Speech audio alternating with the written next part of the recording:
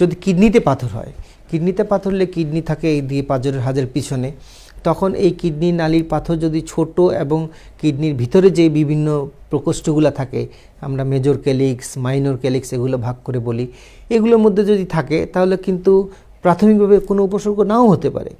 কিন্তু এই কিডনির পাথরের আকারটা যদি স্পাইকি হয়, কাটা কাটা হয়, তাহলে কিন্তু ওই যে ঘষা লেগে ওই জায়গা থেকে রক্তক্ষরণ হতে পারে, তাহলে রুগীর কিন্তু প্রস্রাবের সাথে রক্ত যেতে পারে।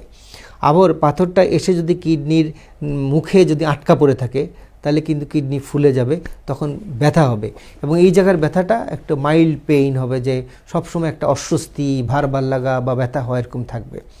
কিন্তু এই পাথরটা যদি কিডনি নালীতে চলে আসে, তখন এই ব্যথাটা হবে তীব্র ব্যথা। আমরা ডাক্তারি ভাষায় এটাকে বলি ইউরেটারি কলিক, এবং এই ব্যথাটার ধরন হচ্ছে এই দিকে ব্যথার সৃষ্টি হবে অ্যান্ড ব্যথাটা সামনের দিকে আসবে। অ্যান্ড পুরুষের ক্ষেত্রে দেখা যায় পুরুষের পেশাবের রাস্তা বা অন্ডকোষ পর্যন্ত ব্যথা চলে আসছে, মহিলাদের ক্ষেত্রে পেশাবের রাস্তা অথবা তার আশপাশে চামড়ায় চলে আসছে। আর এর পাশাপাশি ওই যে বললাম রক্ত যেতে পারে পেশাবের সাথে। আবার এই পাথরের কারণে কিডনি নালী আটকে গিয়ে যদি পেশাবের ইনফেকশন হয়, তখন কিন্তু তার পাশাপাশি যে ব্যথা, রক্ত যাওয়া, পাশাপাশি জ্বরও আসতে পারে। কাজে এই তিনটি উপসর্গের যে কোনো একটি অথবা তিনোটি একসাথেই থাকতে পারে।